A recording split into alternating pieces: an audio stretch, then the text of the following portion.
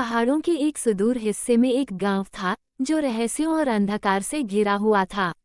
सदियों पहले ये गांव बहुत समृद्ध था, उपजाऊ भूमि और स्वच्छ पानी से भरा हुआ।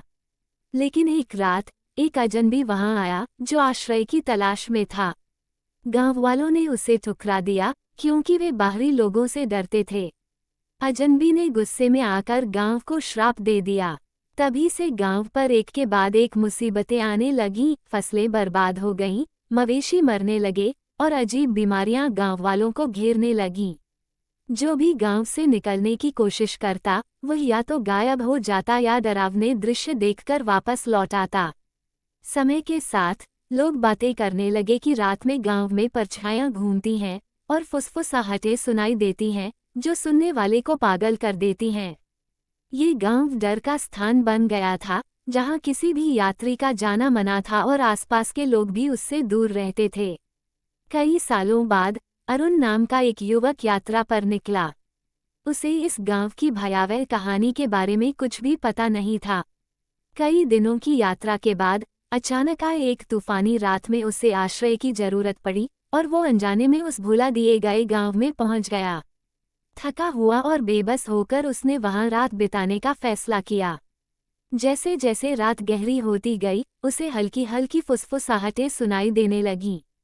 हवा ठंडी हो गई और परछाइयां अजीब तरह से इधर उधर चलने लगीं। वह श्राप की शक्ति को महसूस कर सकता था, लेकिन उसने भागने के बजाय उन परछाइयों का सामना किया, अपनी दादी का दिया हुआ ताबीज कसकर पकड़े हुए।